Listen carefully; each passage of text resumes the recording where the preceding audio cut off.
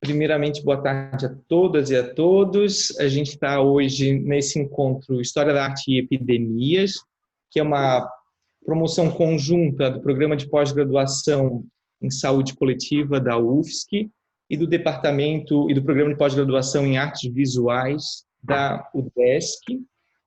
Nós temos a presença também de professores e coordenadores, por exemplo, a professora Marta Verdi, coordenadora do Programa de Pós-Graduação em Saúde Coletiva, e também do Departamento do Design do Centro de Artes da UDESC. E é com muita alegria que a gente dá início a essa conferência que vai ser ministrada sobre História da Arte e Epidemias pela professora doutora Luana Wedekind. E a gente vai passear por um amplo panorama no tempo, desde o final de imagens, analisando imagens desde o final da Idade Média, em que se retratavam epidemias, até as epidemias mais recentes, como, por exemplo, o cólera, a gripe espanhola, ou mesmo o HIV, a AIDS, que foi uma das mais recentes, né? E sempre analisando obras não apenas europeias, mas também a Luana vai trazer outras imagens baseadas em contos chineses e japoneses e também autores atuais.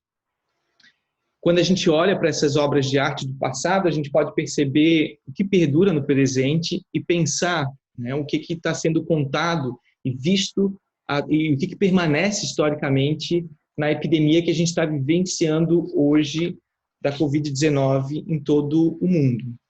E para essa fala, essa palestra de hoje, a gente tem alguém muito especial, pelo menos para mim, muito mais do que especial, que além de professora e minha amiga, né, a gente trabalhou 10 anos juntos.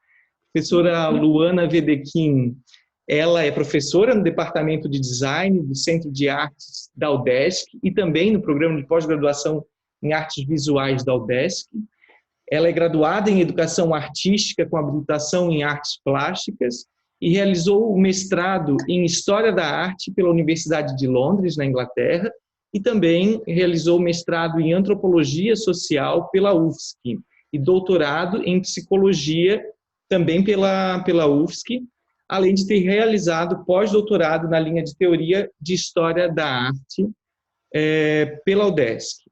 A Luana faz parte do Comitê Brasileiro de História da Arte e de várias outras associações brasileiras e internacionais, além de grupo de pesquisas relacionados à temática da teoria e da história da arte. Também a gente conta com o auxílio da Janaína Camargo, que é professora na Unisul e também doutoranda no Departamento do Programa de Pós-Graduação em Saúde Coletiva.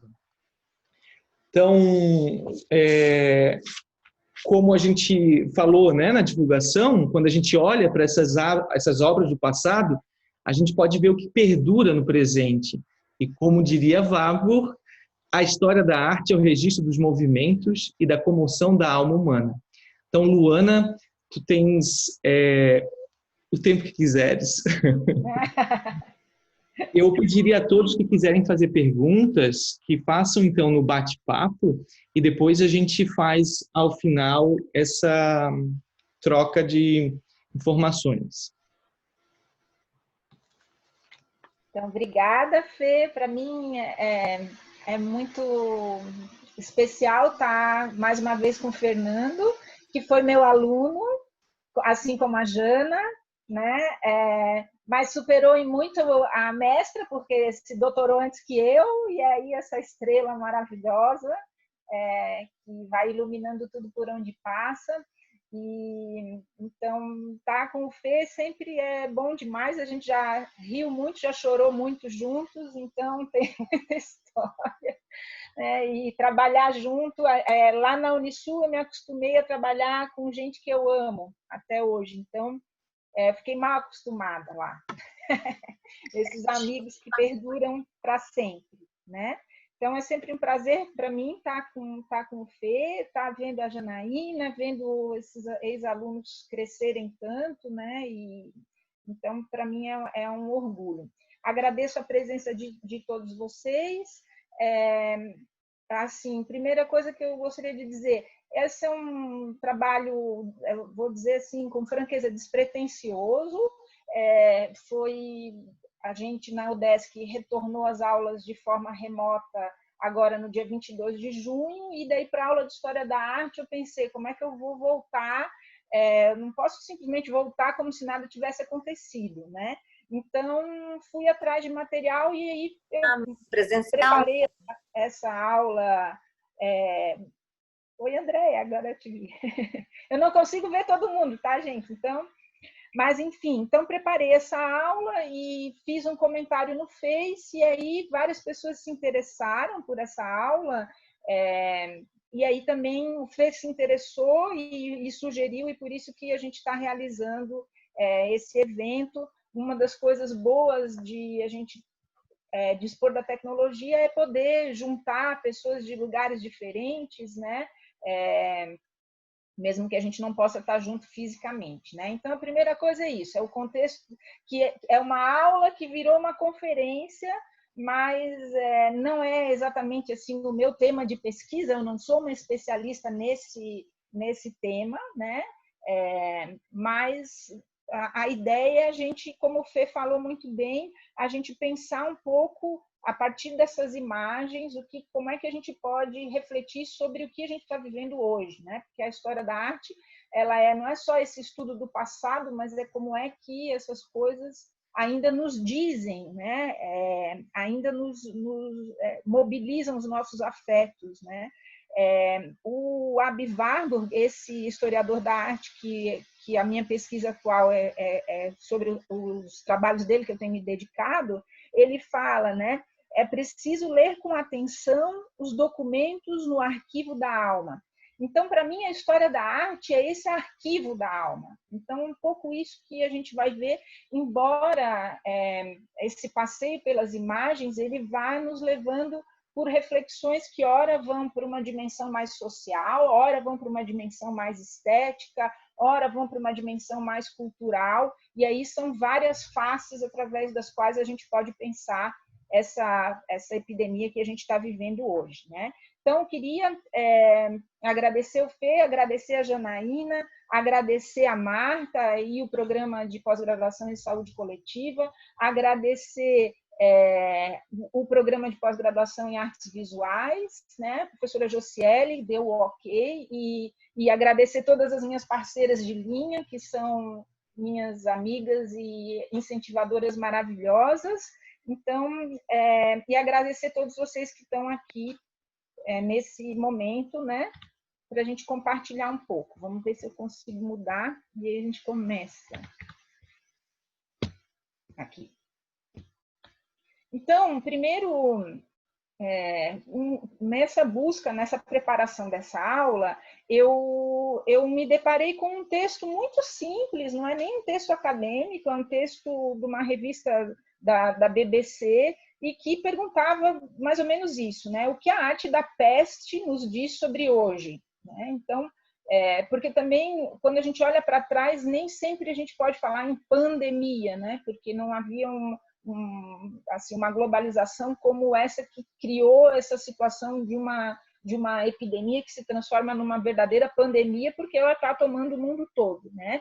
Mas então, algumas das imagens eu retirei desse texto, depois tem as referências lá para quem quiser ler, mas eu fui também, a partir dessas reflexões, eu fui incorporando outras imagens e outras reflexões dentro de um arcabouço teórico, que é o que eu tenho trabalhado mais, especialmente o pensamento do Aby Warburg, ou, claro, quando a gente está falando desse tipo de questão, não tem como deixar de mencionar o Philippe Arrier, que vai falar da morte, né, o homem diante da morte.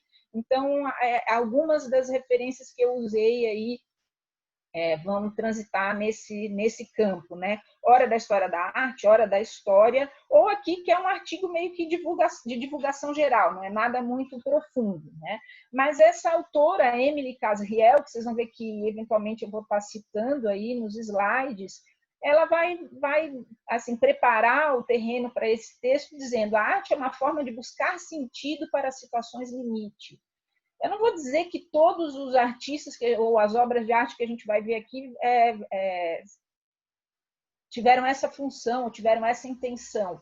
Uma coisa que a gente vai ver, e o Felipe Arriet também ele fala sobre isso, é que por um período da história do Ocidente vai se pensar a doença de um ponto de vista muito mais coletivo, enquanto que a partir de um certo momento essa experiência ela fica mais individualizada, e isso fica bem claro quando a gente olhar, por exemplo, o autorretrato do Munch. Então é ele sofrendo, é a experiência dele de sofrimento, enquanto que antes a gente vai ver que tem uma dimensão que é menos individual, e isso tem a ver com o próprio surgimento da noção de indivíduo mesmo ao longo da história do Ocidente, né? Mas essa autora fala isso, então uma forma de buscar sentido, no caso das epidemias, buscar sentido para a destruição aleatória que promovem. E aí esse é o tipo de coisa que eu imagino que não, assim, para todos nós, né, há uma sensação de falta de sentido, né, quando a gente vê o número de pessoas morrendo, como que isso está espalhado, né, em vários lugares do mundo. Então, um aspecto que a gente pode estar pensando é isso, né, como é que sentido que tem essa experiência, né, em termos individuais, em termos de humanidade. Então, essa autora ela vai falar também, a arte é uma interpretação dos horrores que os artistas testemunham, e nós vamos ver aqui algumas imagens que são assim dessa experiência do horror, né? E uma outra coisa que a gente vai perceber também essa interpretação desse horror, ela muda conforme o tempo. Então, a gente vai ver, por exemplo, que na Idade Média essa lente é profundamente religiosa. Ou a epidemia ou a peste vem como uma punição para os pecadores e para a sociedade, né? Ela vem como uma espécie de um corretivo aí, né? Por essa lente cristã. E, ao longo do tempo, também, a arte vai, isso já no Renascimento, é como se a gente visse o artista querendo provocar uma empatia diante da experiência daquele doente, né? A necessidade de cuidado, a necessidade de impelir as pessoas, não à rejeição, mas ao cuidado dessas vítimas, né? E aí associar as vítimas ao próprio Cristo, né? Então, esses são alguns dos caminhos aí que a gente vai ver que os artistas vão. A gente começa com uma obra de um artista contemporâneo, que é o Banksy, a gente nem sabe a identidade dele, mas com certeza muitos de vocês viram esses trabalhos que o Banksy vai fazer a partir da experiência da epidemia, né? Esse é um grafite que aparece lá no hospital em Southampton, na Inglaterra, e foi amplamente divulgado, né, essa imagem que um pouco resgata a importância dos profissionais da saúde que estão aí na linha de frente, né, do combate da pandemia, né? Então, é interessante, né, no futuro, como é que vão olhar para nós e o tipo de arte que foi produzida durante essa pandemia que a gente está vivendo. Tem uma complicação nisso, né? A gente vê muita gente escrevendo no calor da hora, filósofos, inclusive, que a gente até admira, e eu achei várias interpretações absolutamente problemáticas aí. Eu acho que é melhor ter um certo distanciamento, mas a arte não precisa ter esse distanciamento, né? Aqui um outro grafite do Banksy, onde ele faz uma referência à obra do Ian Vermeer, A Moça com Brinco de Pérola, né? Um pouco, talvez a gente tenha que olhar aquelas coisas que nos são familiares de uma outra maneira, né? Nada na nossa vida está igual ao que era antes, né? Então, acho que essa é uma possível leitura aí que a gente pode fazer dessa imagem, né? A gente vai trabalhar principalmente com imagens, né? Então, com leitura de imagem, mais do que texto. Aqui eu só estou fazendo uma apresentação, né? Mas aqui eu vou operar numa lógica epistemológica, que é a que a gente trabalha na linha de teoria e história da arte lá no PPGAV, que é essa sobredeterminação das imagens, e as imagens é que nos levam aos conceitos, né? Então, a ideia de a gente olhar bastante para as imagens e elas terem precedência sobre conceitos e textos, né? Mas, enfim, a Emily Casriel, ela também fala que algumas obras de arte elas vão ter como assim uma função gerar emoções fortes e mostrar força superior superando a epidemia, né? Então, essa imagens ou mensagens de superação dessas dificuldades da epidemia também vão aparecer aí na história da arte, né? Então, ela fala assim: através de sua criatividade, artistas lutaram com questões sobre a fragilidade da vida, a relação com o divino, assim como o papel dos cuidadores. Uma coisa fundamental, né, e eu acho que todos nós nos deparamos com isso com relação à experiência de viver uma pandemia, é como a pandemia nos coloca face a face com a nossa própria mortalidade, né? Então, não tinha como não remeter ao Philippe Arrier e pensar como é que o homem ocidental encarou a morte aí ao longo da sua história, né? Então, algumas referências a isso eu vou fazer também, né? Então, essas imagens nos oferecem a chance de refletir sobre essas questões e formular as nossas próprias questões. Quais são as questões que nós mesmos nos colocamos com a nossa experiência de pandemia? E aí, o que a gente vai ver é como elas são semelhantes ou diferentes dessas que foram colocadas pelos artistas do passado. Então, essa aí é uma imagem do século XIV, é um detalhe de uma iluminura, né? Quando a gente está falando de arte medieval, um suporte importante são os livros que eram produzidos manualmente, iluminados, ilustrados, né? Pelos monges copistas, ou enfim, né? E aí, então, a gente vai ver, em geral, né, uma arte que é em tamanho muito pequeno, né? Mas aqui, inclusive eu peguei essa imagem, não tem muitos detalhes aí desse documento especial, que seria essa miniatura desse livro, desse Gilles Limusil, né? Mas o que interessa para nós um pouco assim, talvez se a gente abstrair os trajes, a gente vai achar grande semelhança ao que a gente tem visto aí nos telejornais, né? Um aglomerado de caixões de mortos, um trabalho dobrado para os coveiros, a falta de espaço para enterrar os mortos, né? Essa iluminura medieval, ela refere, né, principalmente à peste negra, né? E aí, quando a gente vai estudar essas epidemias, né, a gente vai ver como essa peste negra ela foi extremamente fatal, né? E também, de certa maneira, ela tem um caráter de pandemia, né? Mas, assim, para a gente ter uma ideia, e aí, claro, quando a gente vai pesquisar, tem uma variação muito grande de números, né? Imagina, se hoje em dia a gente tem uma dificuldade de apresentar números fidedignos de pessoas contaminadas e de mortos, quiçá no século XIV, mas se fala aí que a peste negra ceifou de 30% a 60% da população europeia, né? Então, que é uma diferença grande, né? É o dobro, né? Mas, enfim, tem essa dificuldade de precisar esse número de mortos, né? Então, aqui um pouco o que essa imagem nos traz ela remete a esse número, essa abundância de corpos, né?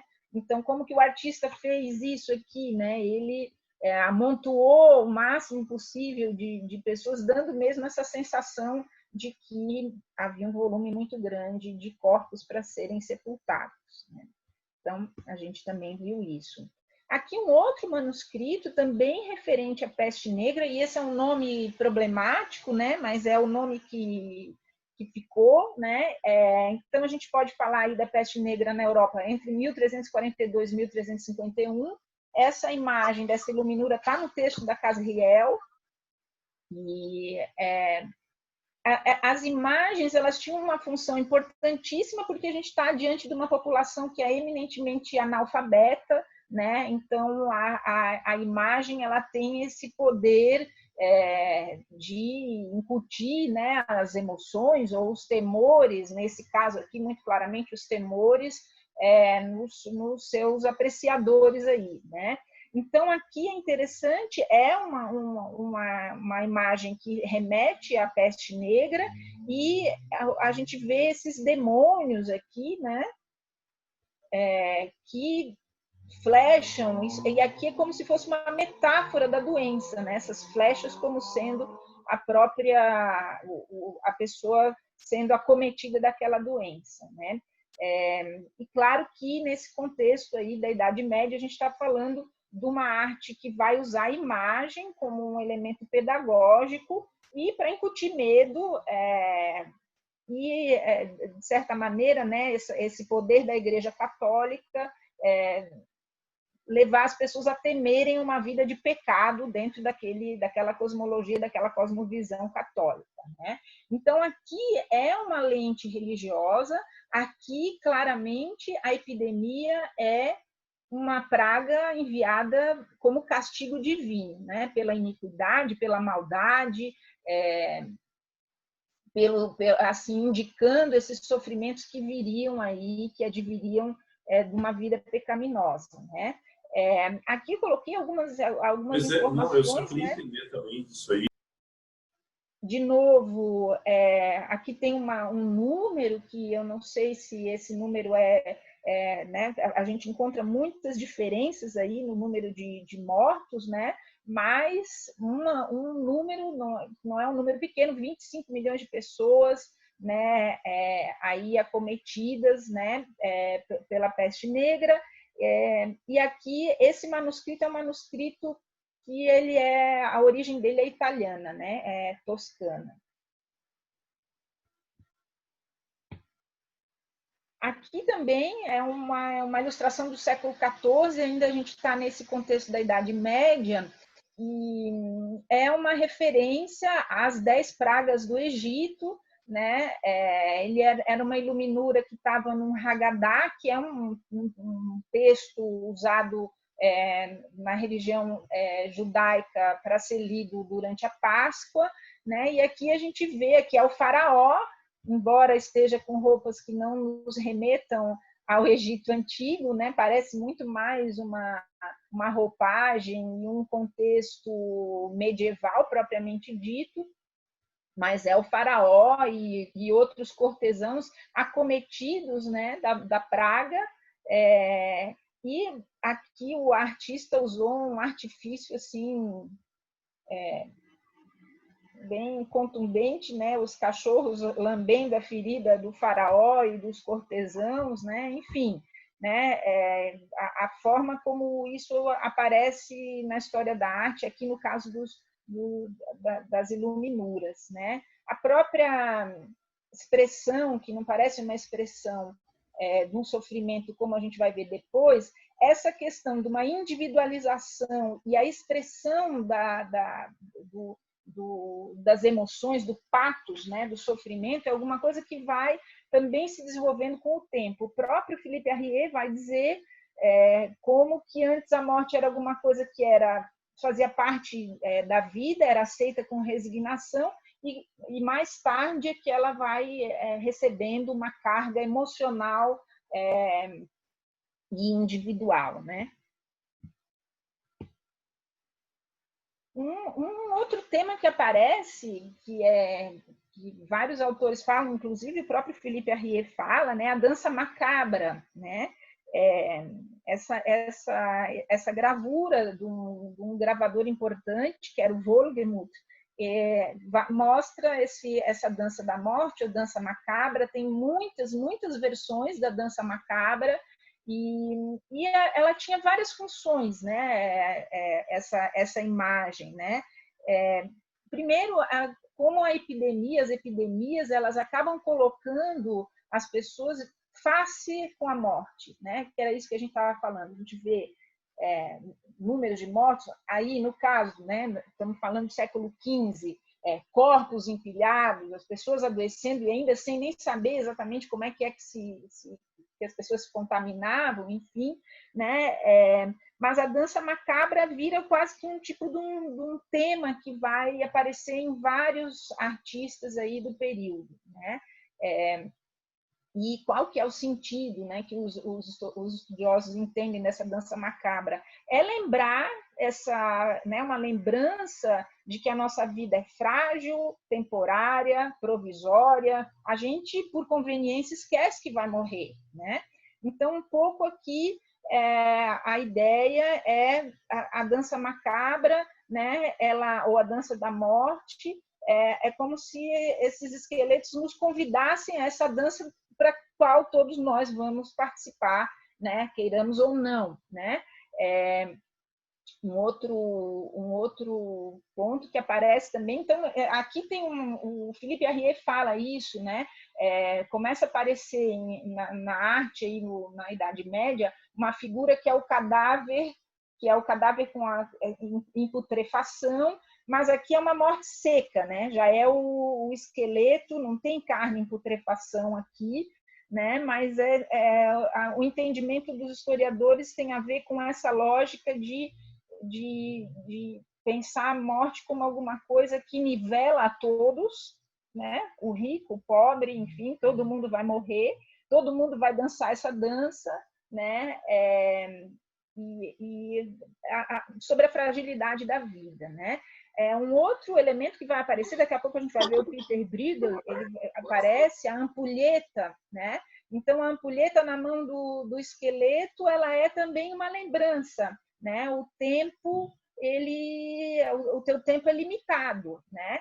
E aqui, como a Casriel fala no texto, né? O uso da ampulheta para alertar os crentes de que eles tinham apenas um tempo limitado para organizar seus negócios e almas antes que a praga pudesse cortá-los sem aviso, né?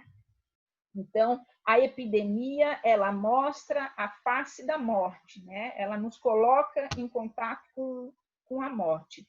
Essa é uma outra obra já mais complexa, e aí, quando a gente olha aquelas iluminuras que eu mostrei antes para essa obra do Marco Antônio Raimondi, que o Marco Antônio Raimondi, os historiadores dizem que ele fez a partir de um desenho do Rafael, né? Mas é um trecho da Eneida, do Virgílio, trecho no qual o Enéas ele tem ele interpreta, ele vai até o oráculo de Apolo e interpreta que ele tem que, enfim, edificar a cidade dele lá em Creta.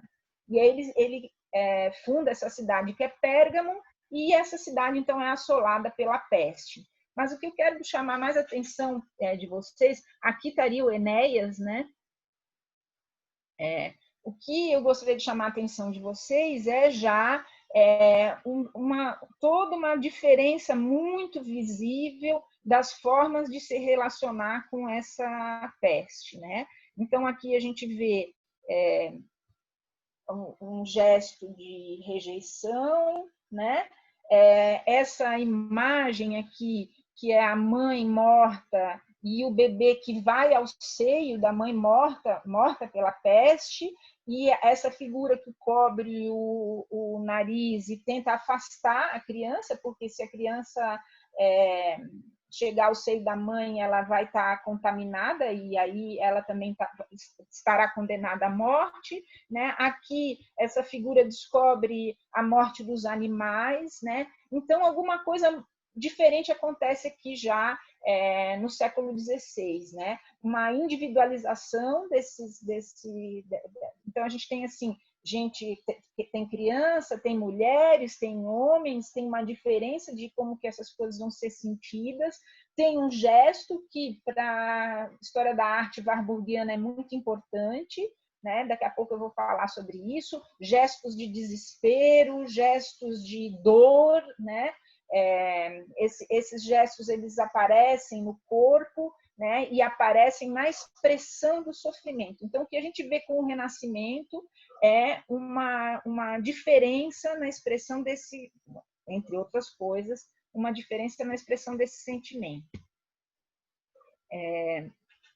Aqui, nesse Museu Thorvaldsen, tinha uma legenda dessa gravura que diz assim, né? O desenho de Rafael, A Praga na Frígia, né? Que remete aí à Eneida do Virgílio. O desenho do Rafael era lá de 1512, juntamente com outros desenhos que Marco Antônio Raimondi tomou como modelos para sua gravura. Chegou numa época em que as imagens da praga ainda eram incomuns na arte visual. Os desenhos de Rafael se tornaram modelos para Raimondi e outros. E a popularidade que os retratos da praga alcançaram nos séculos seguintes deveu-se talvez ao fato de muitos reconhecerem suas próprias experiências nos surtos recorrentes da doença. Então, esse tema começa a aparecer mais e a gente vê aí pela primeira vez uma identificação, né, do espectador com aquilo que ele está vivendo. Embora a gente vai ver, como daqui a pouco a gente vai ver no Nicolas Poussin, como ele coloca isso não na experiência da epidemia que está sendo vivida, mas ele coloca num tempo passado, cria um certo distanciamento para o espectador ali contemporâneo, né? E aqui a Casriel, aquilo que eu falei, ela chama atenção para como que esses personagens se humanizam, né? E esses personagens, eles provocam compaixão. A gente parece que sente, né? A gente é convidado pela imagem a sentir com eles esse sofrimento, né? Então, vemos os doentes recebendo um cuidado tão terno que sentimos que também devemos agir para aliviar a sua dor. Lembra lá no começo eu tinha falado que algumas obras elas vão impelir esse ato do cuidado, não a rejeição desse doente, mas a necessidade de cuidado, de proteção, né? Então, aqui, por essa autora, a obra de arte tem o potencial de nos convencer a fazer algo que podemos ter medo de fazer, quer dizer, cuidar das almas doentes e contagiosas. Uma imagem impressionante, né, é essa do Peter Bruegel, né? Então aí a gente está, essa obra data de 1562, 1563, e aqui essa obra está no Museu do Prado e eu convido vocês a depois procurarem lá e olharem na internet, porque como toda a pintura do Bruegel, ela é cheia de pequenos detalhes, né? E aqui eu não vou ter tempo de falar sobre todos, mas lá no Museu do Prado vocês podem explorar ela em todos os seus detalhes, né? Aqui é uma visão completamente aterradora da peste, né? Aqui não existe redenção, aqui não existe salvação, aqui assim é o pior cenário que um artista podia imaginar, né? Então a gente vê várias camadas aí dessa cena, como é muito próprio do Peter do Bruegel, né? Então, deixa eu ver onde é que está a flechinha. Então, vou mostrar só algumas coisas, né? Aqui o rei com a espada, impotente, cheio de dinheiro, ouro, prata, mas totalmente impotente diante da morte, né? O Bruegel também vai usar muita imaginação e vai colocar esses esqueletos em funções que seriam funções humanas, né? Então aqui a morte, ou esse esqueleto, né, com uma carruagem cheia de crânios, a ampulheta que a gente tinha falado, né? Então esse tempo, né? Olha só, vê como quase sempre aparece, ó, aqui a mãe com o bebê e um cachorro que já vem atacar o bebê porque a mãe está morta, né? Uma situação horrorosa, né? Aqui nada é sagrado, tudo tudo assim, não tem nenhum tipo de salvação, né? Aqui um corpo, um defunto, aqui de novo um cavaleiro que tenta lutar com espadas, aqui tinha um jogador, aqui tinha um jogo, né? Estava acontecendo um jogo qualquer aqui, esse personagem tenta se esconder, aqui tem um casal que parece que está ignorando completamente tudo que está acontecendo, né? Então, aí também a gente vai vendo como alguns tipos de sensação que a gente tem na nossa experiência da epidemia não são novas, né? Parece que tem gente que, olha, não tá dando conta de nada, não tem nada acontecendo, vamos levar a vida, né? E aí aqui é um verdadeiro exército de esqueletos. Aqui as pessoas estão sendo impelidas porque talvez fosse pelo sinal da cruz, como se fosse assim, uma salvação, mas na verdade, por tudo que a gente vê aqui nos detalhes, é uma armadilha feita pelos próprios esqueletos, né? Aí mais ao fundo a gente vê várias cenas, né? Aqui um esqueleto prestes a decapitar uma figura, as rodas de crucificação e tortura que vão aparecer em várias obras do Bruegel. Um outro tema que a gente vai ver no Bruegel, no Bosch, esse incêndio à noite, né? A aridez do terreno. Aqui não tem nenhuma esperança, né? Talvez a gente poderia ver essa imagem como a mais desesperançosa possível, né? E a função aqui é sempre a de causar uma impressão no sentido de coibir uma vida de pecado para evitar viver esse horror que o Bruegel, com muita imaginação, vai configurar. Uma outra referência importante, né, aqui eu trouxe, não muito, porque para mim esse artista não é conhecido, mas porque ele faz um cenário da peste em Firenze, como descrita pelo Boccaccio, né? Todos esses livros, toda a literatura que vem, que de alguma forma remete a peste, a epidemia, né, voltou e muita gente está interessada em ler, né, e muita gente releu o Decamerão, e é lá nas primeiras páginas já que o Boccaccio fala, né, da peste em Firenze. Então, aqui é um já tardio, né, estamos falando aí de uma obra do século XIX, mas é uma representação, né? Então sempre a gente vai ver esse amontoado de corpos, né? Aqui me parece também que há uma certa relação com a proibição da entrada desses doentes na cidade, né? Então um pouco o Boccaccio fala sobre isso ali no começo, né? Então é uma obra que remete à peste em 1438 também, não me responsabilizem por esses dados, mas, enfim, fala-se em 100 mil pessoas mortas em 6 meses, né?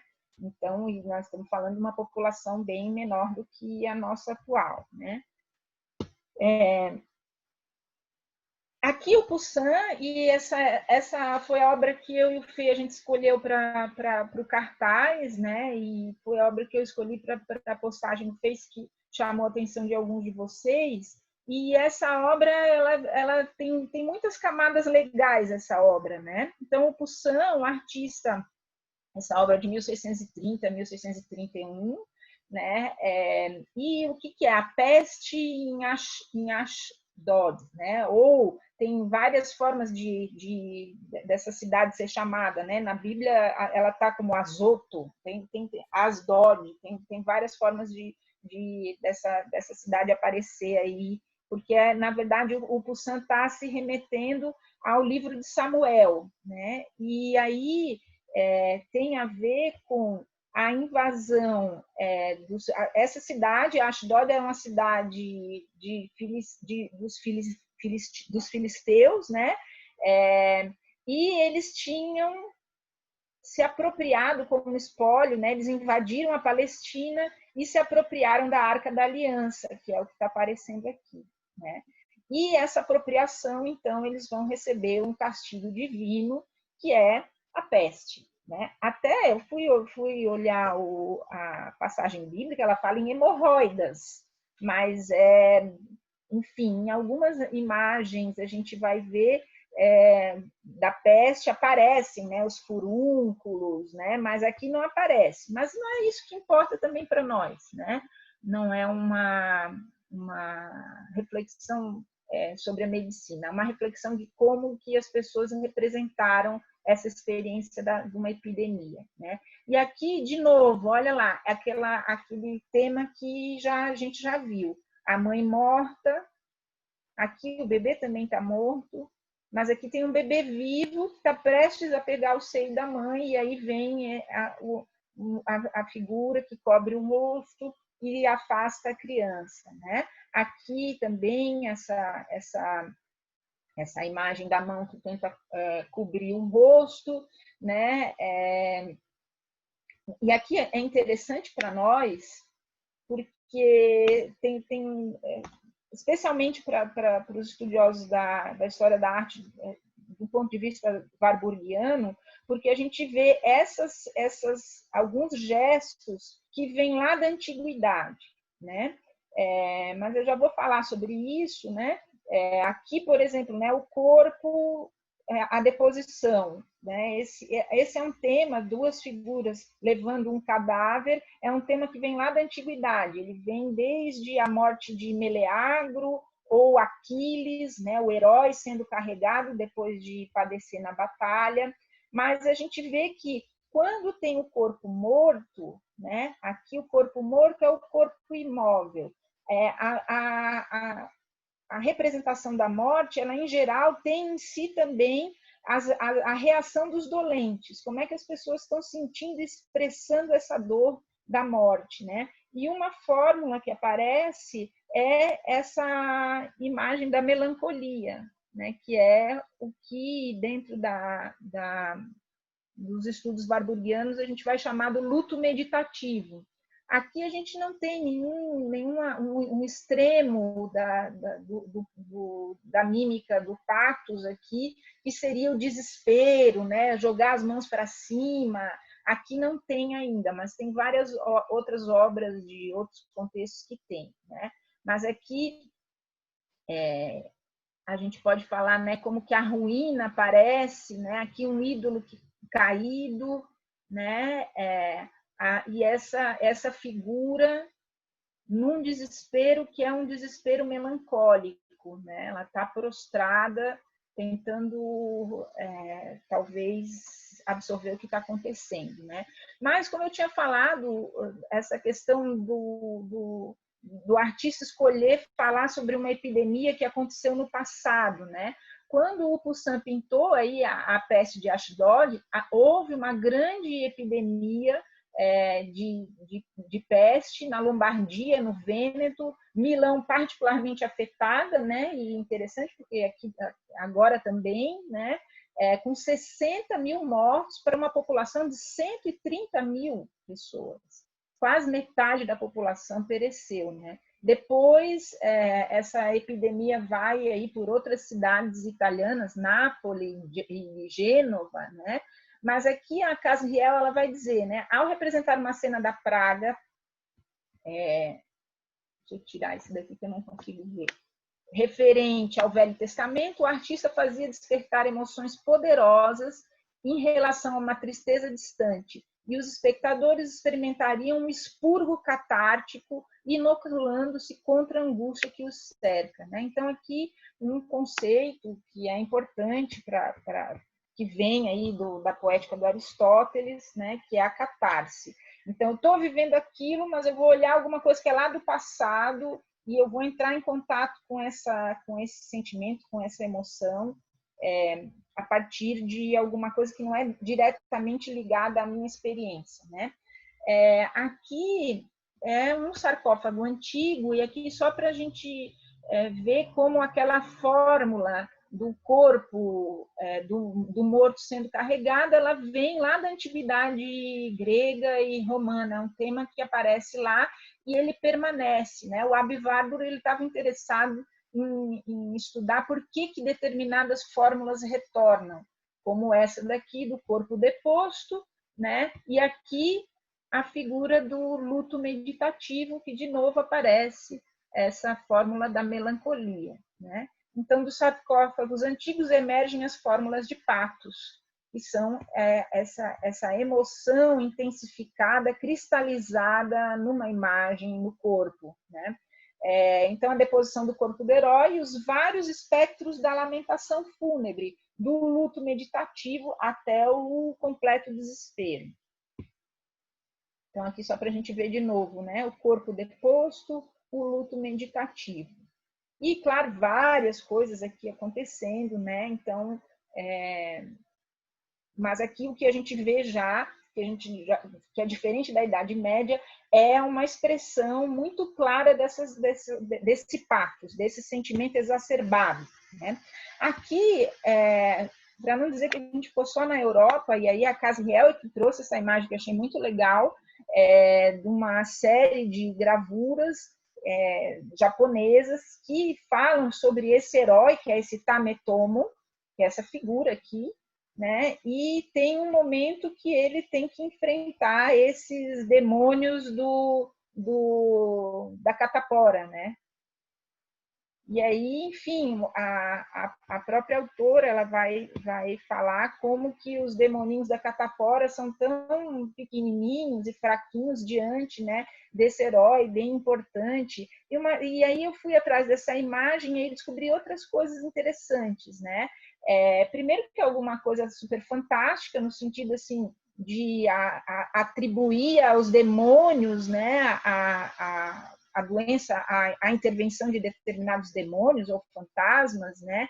E aqui nessa fonte que eu estou citando aqui, uma coisa que eles falam é que quando o artista produziu essas gravuras, era um momento que o governo Meiji desencorajava ativamente qualquer coisa que contradissesse a ciência e a racionalidade ocidentais, levando alguns críticos a considerar essa série como uma crítica à nova ideologia do governo, né? Então, aqui o artista se opondo a uma imposição de entender as coisas só do ponto de vista da racionalidade, quando muito provavelmente havia esse tipo de crença popular era arraigada, né? Então matar os demônios da catapora foi uma tarefa que o Tametomo realizou, e a partir disso ele foi governante aí dessas ilhas Kyushu, né? Aqui eu já venho para um contexto mais próximo de nós, né? Que é uma espécie, né, de uma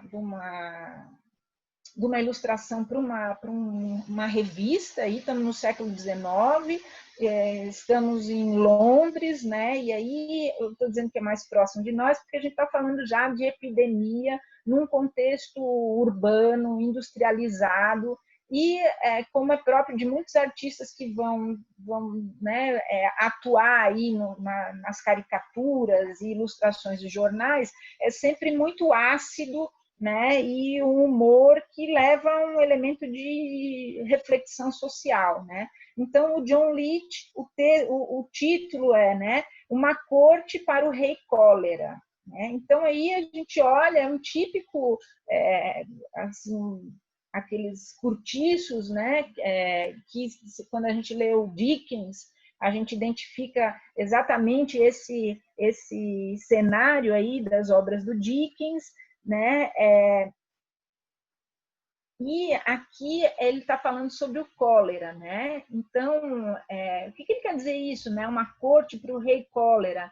É porque aqui, olhando essa gravura, a gente vê várias formas de possíveis de contágio, né? Uma situação já, e é por isso que é uma dimensão mais social, né? A gente tem aglomeração, a gente tem más condições de habitação, a gente tem trabalho infantil, a gente tem pouca higiene, né? Olha lá, uma criança deitada no chão, muita gente aglomerada, muita gente morando em situação muito precária, né? Acomodações superlotadas, falta de condições sanitárias, né? A cidade superlotada, e a cólera era uma doença temida aí, né? No pós-revolução industrial, e o fato é que Londres foi acometida por vários surtos, né? Aqui, em 1665, quando a gente vai estudar, Londres teve vários surtos de epidemias ao longo do tempo, né? Mas essa imagem aqui, que eu não vou estar devendo para vocês o autor, porque procurei muito e não achei, mas, de novo, a gente vê um pouco uma lógica da dança macabra, né? O esqueleto, aqui, né? Keep out. Então, provavelmente essas eram as pessoas doentes que então não podiam ultrapassar os limites da cidade. E aqui essa frase, né, Lord have mercy on London, nessa época dessa peste de 1665, essa frase, Lord have mercy on us, né, Senhor tem de piedade de nós, era pintada nas portas das casas dos doentes, né? Então, aqui são 9 gravuras desse John Dunstall, que são 9 imagens da grande praga de Londres de 1665. E aí a gente tem, né, o artista, tanto ele mostrou esses cuidados, né, do doente, né, quanto ele mostra cenas que a gente está familiarizado, que é corpos, covas, valas comuns, né? Abertura de valas comuns, muitos mortos. E aqui é interessante, né? Uma evasão da cidade e aqui o retorno da cidade para quando essa epidemia ela termina, né? Essa epidemia, essa praga de Londres, né? Na verdade, teve 2 grandes pragas em Londres. Uma em 1348, só em Londres morreram 40 mil pessoas, né? E depois essa que foi bem severa, de 1665, que daí tem um número de 100 mil mortos, né? Sempre assim, eu não tenho como garantir esses números, eu busquei nas fontes, né? Mas, enfim, em 1563, que teve também uma outra praga em Londres, 25% da população morreu, né? Aqui tem um aspecto interessante para nós e que nos faz pensar. Essa praga de 1665, ela começa no subúrbio e, por razões óbvias, ela mata muito mais no subúrbio do que no centro da cidade, né? Ela começa em fevereiro e vai diminuir espontaneamente em dezembro de 1665, né? Então,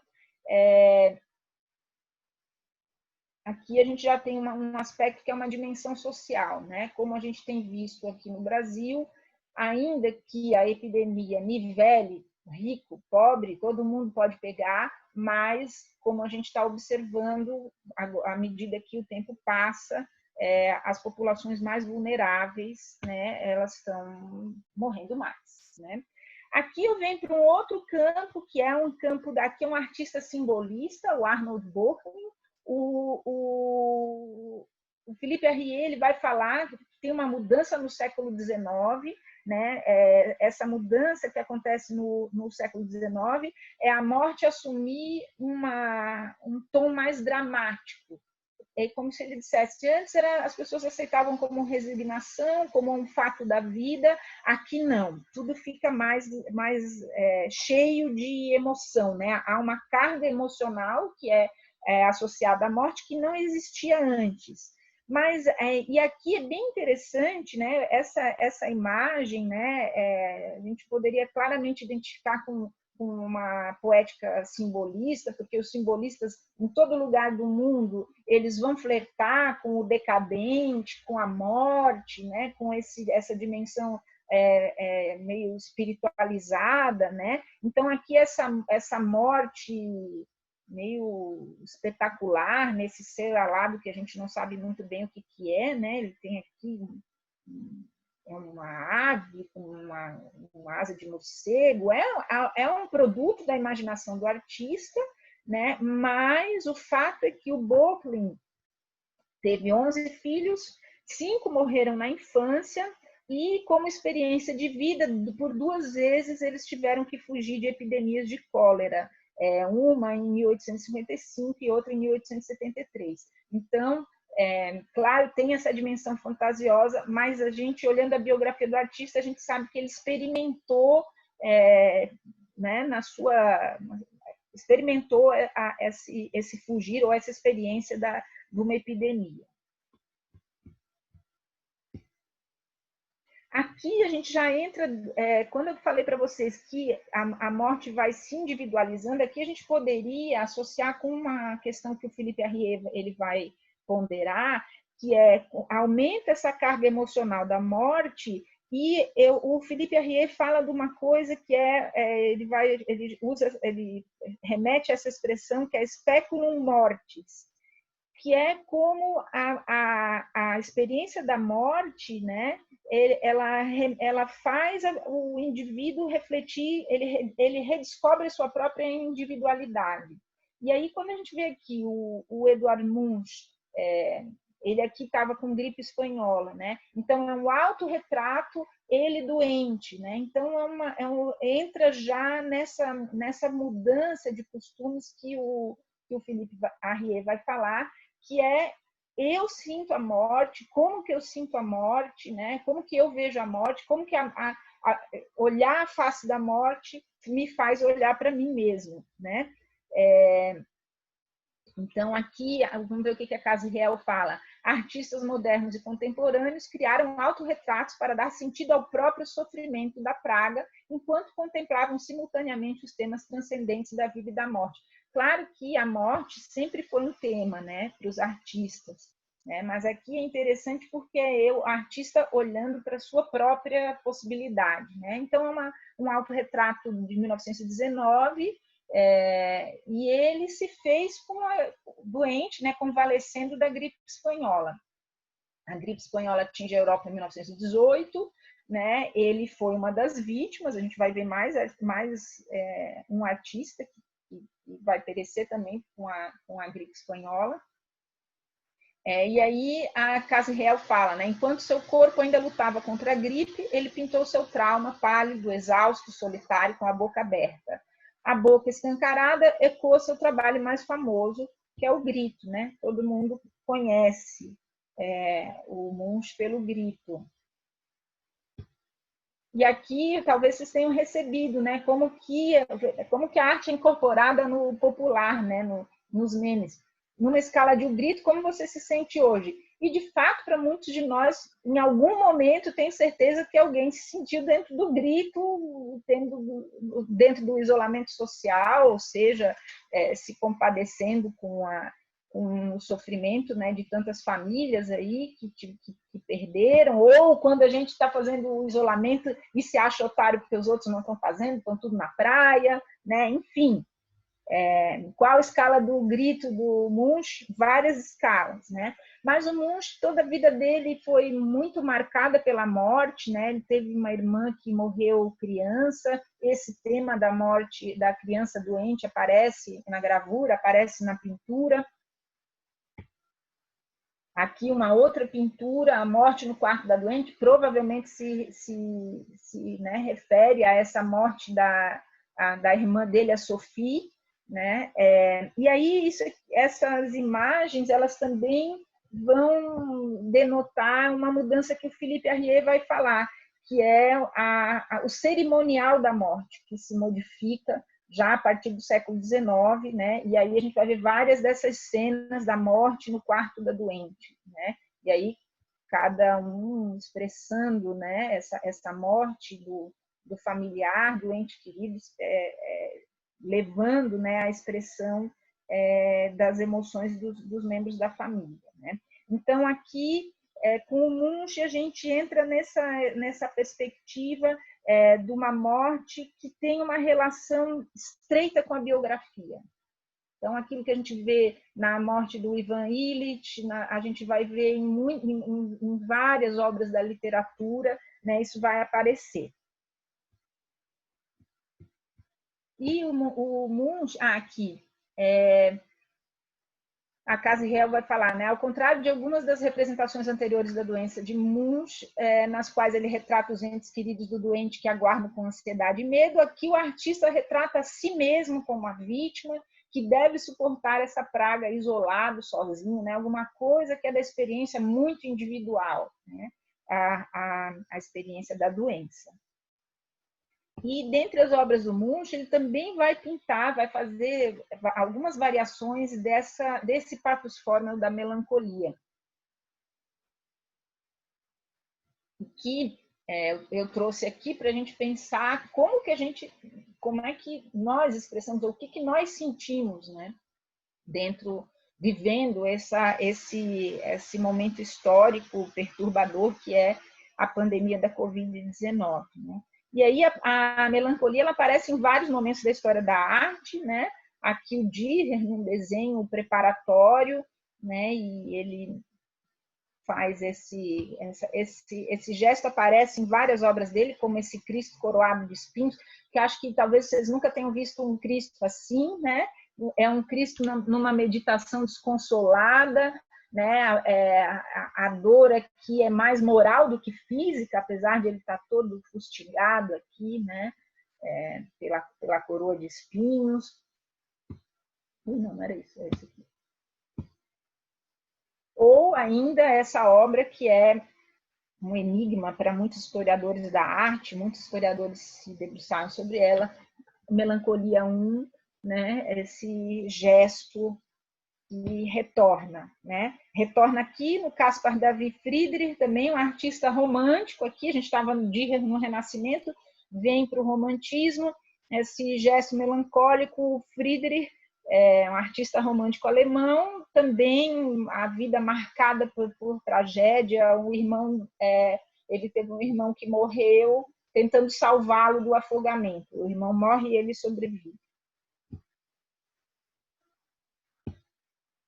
Dr. Gachet, todo mundo conhece, né? Então aí a gente está vendo como que a arte ela vai assim revelando, né? Dentro daquela ideia dos documentos do arquivo da alma que o Warburg fala, né? Então o gesto, a atitude, né? da melancolia. E aqui é uma outra história do Egon Schiele, uma outra história da gripe espanhola, né? Muito trágica, muito terrível, né? O Egon Schiele é um artista bastante controverso, um expoente aí do expressionismo, mas assim austríaco, né? Essa obra ele pintou em 1918, a família. Então, seria ele, a mulher e o filho, mas o que acontece, né? Ele estava trabalhando nessa pintura e a esposa estava grávida, mas naquele outono, ela, a Edith, a esposa, e ele morreram de gripe espanhola. Então, esse bebê nunca nasceu, né? O Egon Schiele fez vários autorretratos, né? Muitos deles muito angustiados, muitos mostrando um corpo que também quase que expressa essa angústia que é existencial, né? Mas assim, então aí a forma, né? A Casa Real vai falar, né? Como se tivéssemos um vislumbre de seu interior torturado e aqui, né? As expressões faciais vulneráveis, né? Quase como pressentindo aí a tragédia. Então, um artista que também foi ceifado pela gripe espanhola. E agora, esse é o último artista que a gente vai ver, o David Wojnarowicz, não sei se é o jeito certo de falar. Aí a gente já está falando de uma epidemia mais recente, a AIDS, né? Essa é uma obra de 1992.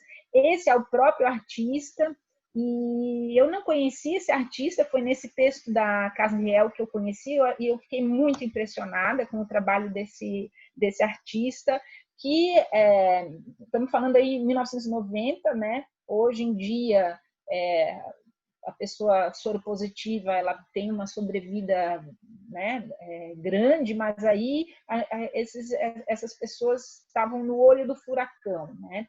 Então, aqui é uma descrição dessa, porque a gente vê essa foto, a gente não entende muito bem, ou talvez a gente até, né, claro, cada um de nós vai fazer suas associações, mas quando a gente entende o contexto que ela foi produzida, ela tem ainda um outro sentido, né? Então, o Wojnarowicz foi um artista estadunidense que criou um corpo de trabalho ativista da AIDS. Nessa época, isso também até no campo do design tem um aspecto interessante com relação a isso, o governo norte-americano não admitia a AIDS como uma epidemia, e aí se recusava a fazer campanhas de conscientização, né, pública com relação às formas de contágio, enfim, né? Então, o David Wojnarowicz, ele vai atuar, né, vai ser um ativista contra o governo, contra essa postura do governo dos Estados Unidos de não promover informações sobre sexo seguro. E aí, como é que foi feito esse autorretrato, né? Que, na verdade, o título é Face in the Dirt, ou, né, o rosto na poeira, né? Ele faz esse trabalho 6 meses antes de morrer de AIDS, ele vai perecer com a doença, né? Ele estava com essa amiga dirigindo nesse Vale da Morte na Califórnia e, de repente, ele pediu para ela parar e ele saiu do carro e começou a cavar furiosamente e se enterrou e deixou só o rosto de fora, né?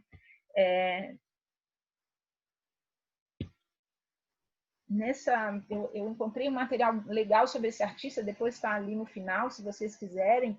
Então, eu vou ler essa parte, porque eu achei incrível a forma como o autor descreveu, né, essa atitude do artista, enfim.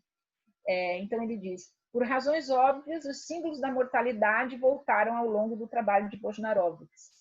Nesta imagem, o rosto do artista é quase todo coberto de terra, uma premonição de sua tão esperada morte. Porque aí a reflexão que a gente tem que fazer, né, pensando como alguém soro positivo lá em 1992, é assim: a morte é certa, é só uma questão de tempo. É certa para todos nós, né? Mas quando tem um diagnóstico desse tipo, naquele momento era alguma coisa muito próxima, né?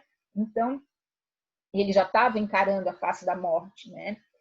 É uma imagem poderosa que representa a vida desaparecendo lentamente, mas também uma imagem de resiliência e confronto. Basta dar uma olhada no trabalho de Wojnarowicz para ver que ele nunca se esquivou da morte. Na verdade, ele costumava descrever sua frustração com a relutância da sociedade em olhar diretamente nos olhos. Isso é bem interessante. Quando a gente lê o Philippe Arrier, ele fala que antes ninguém tinha problema de falar da morte, né? Está falando lá na Idade Média ou antes, era alguma coisa da ordem da vida, né? E que depois essa relação com a morte ela vai se modificando, né? Ainda o autor fala: sua vida foi atormentada por obstáculos, mas sua fúria nunca foi domada. Enquanto sua saúde física diminuía, seu espírito de luta permanecia intacto. Nesse contexto, a fotografia capturadora pode ser vista como um retrato de um homem que se recusou a se render à terra que se elevava enquanto respirava pela última vez. Então, a gente faz esse passeio, né? A última menção que eu sugeri para os alunos, decidi manter aqui, né? Nos contos do Edgar Allan Poe, ele tem um conto que é A Máscara da Morte Rubra, e que é bem uma ideia, né? Como se fosse, né, um grupo de pessoas que está numa festa e a morte, né, tem uma peste assolando a cidade, e essas pessoas acham que elas estão protegidas, né? Quando de repente aparece essa figura para vir também participar do baile, né? Então de novo um pouco revisitada esse tema da dança macabra. Muito bem. Aqui estão as referências e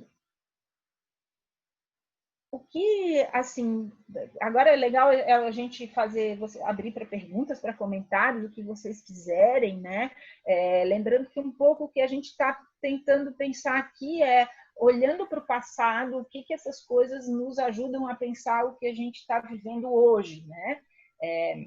Não só como que a arte representou e que papel que ela pode ter, não sei, se quiser a conversa pode ir por aí, mas como a arte, de certa maneira, né? Aqui vou fazer uma outra citação do Warburg, né? Ele vai falar da obra de arte como processos interiores humanamente necessários, né? Então, como que a arte ela acompanhou também essa experiência humana de viver uma epidemia, né? Uma pandemia, enfim. Então, acho que é isso. Luana, muito obrigado, parabéns pela excelente apresentação. Eu fiz algumas pequenas anotações para a gente pensar, né, que a arte, como tu bem colocastes, ela retrata, ela pode também apontar para as reflexões do presente, né? Eu acho que dá para fechar. Vou fechar isso, né? Vamos ver se eu sei. Então, a gente tem várias permanências, embora a gente tenha várias questões, como tu passasse, mostra, né, muita da teoria e da mudança na história da arte, mostrando lá desde a primeira iluminura medieval e que vai passando para mudar, por exemplo, no século XVI, da individualização dessas epidemias, né? Mas a gente pode pensar várias permanências e uma das permanências é a própria arte atualmente como uma forma, né, de ativismo, uma forma de retratar essas questões que nós estamos vivenciando hoje. Seja, por exemplo, como tu já na tua abertura traz, né, com Banksy, que mostra colocando uma máscara, né, fazendo menção a Jean Vermeer na Moça de Brinco de Pérola, e tão importante da máscara de se colocar hoje que tem que ser um artista ativista como ele né? Colocar isso na ordem do dia quando alguns políticos, como o nosso próprio presidente brasileiro, retira essa obrigação daquilo que a gente tem como uma possibilidade, né? De prevenção, por exemplo. Mas tu passas desde das questões da iluminatura medieval, da peste negra, detalhando esse ceifamento das mortes, essa triste imagem que a gente se assemelha, seja nessas imagens italianas que a gente viu dos caminhões carregando os caixões, seja no Brasil, né, no norte, principalmente, que a gente acompanhou muito, né, o primeiro lugar onde se deparou com a falta, por exemplo, de estrutura para lidar e as covas abertas para enterrar as populações, inclusive em valas comuns, né? Essa dança macabra que ela nunca termina, né? Que todo mundo vai morrer, todo mundo vai participar, mas que a gente pode atrasar essa própria participação, né? Ou seja, por exemplo, quando tu traz no século XVI essa individualização das epidemias, mostrando os animais e os humanos, né, os dois sendo afetados, e pensando hoje que ainda se tem a incerteza de saber, por exemplo, de que animal que pode ter vindo a peste ou da onde que pode ser vindo, e pensar naquilo que a gente vivencia hoje, né, representações artísticas hoje, seja com o morcego ou com o pangolim, os dois animais mais representados como transmissores, né? Ou seja, do próprio mercado de Wuhan, como sendo uma representação que talvez nem seja lá que nasceu, se de fato a gente já tinha aqui em novembro, né, coronavírus circulando, por exemplo, em Florianópolis, né? Mas trazendo essas diferenciações. Ou muito bem colocado quando Bruegel traz lá em 1562, no Retrato do Triunfo da Morte, né, que essa doença pode atingir todos, como você muito bem apontou, dentre outros aspectos daquela imagem, né, o rei com a sua riqueza não escapa. E a gente pode lembrar e pensar nos atuais chefes de estados de diferentes países, né, que testaram positivo para o Covid, tendo eles histórico de atleta ou não, né, mas que atinge todos, mas como tu trazes as imagens e colocas muito bem uma imagem que me marcou nessa tua apresentação, Luana, foi a mãe morta, né, com o bebê, deixando a sua prole sem a própria mãe, né, com outros afastando para que realmente não tenha a transmissão. E eu acho que esse do distanciamento é o mais chocante que a gente pode ter, quando um filho de colo é afastado da mãe e o filho que quer, né? E lembrando das várias mães que hoje morrem, né? Seja e principalmente por decorrência da Covid propriamente dita. além dessas que tu colocas, a gente pode ter, por exemplo, na luta contra a varíola, né, que traz o herói, o Tanatenon, do artista japonês, se opondo à racionalidade do governo, né? E eu compartilhei ali no bate-papo também um artista brasileiro, que eu já vou depois logo apresentar, também mostrando essa potencialidade da arte atual na que a gente está vivenciando agora como um problema, né? Nelson Bailish, depois eu já falo um pouco mais sobre isso, como mostrando também a arte como forma de resistência às racionalidades, muitas vezes facilmente criticáveis, né? Ou quando tu trazes, e muito bem falado, Luana, muito bem apontado nessa tua leitura da história, da arte e da imagem, a corte para o rei cólera, né, do século XIX, 1852, e que essa crítica social ela se repete como tu já colocaste, estou repetindo na verdade, né, seja na falta de condições sanitárias, na falta de moradias, nas condições precárias do trabalho daquela época em Londres e hoje em várias partes do mundo, inclusive no Brasil, o desmantelamento, né, das formas de seguridade social e do trabalho, por exemplo, que a gente tem vivenciando por aí, colocando essa situação mais pobre como outra permanência histórica dessas artes que a gente observa, né, que é essas covas abertas e essa população mais pobre sendo afastada para entrar na cidade, ou quando tu bem coloca essa periferia que mais atinge. Eu gostaria de lembrar aqui a Pesquisa Nacional por Amostras Domiciliar do IBGE, que saiu agora, nesse último mês, né, que aponta a maior incidência na população mais pobre e na população negra, em pretos e pardos, né? Então, é justamente essa população que dificilmente está fazendo carreata, né, porque tem que pegar transporte coletivo, né, e que está mais exposta a essa dança macabra, né, como uma grande permanência histórica que a gente não conseguiu vencer, né. Essas valas comuns que me chamaram muita atenção foram principalmente as valas comuns, essa mãe morta, né, essas cidades esse distanciamento entre ricos e pobres, mostrando que a morte chega para todos, mas chega mais rápido para alguns, né?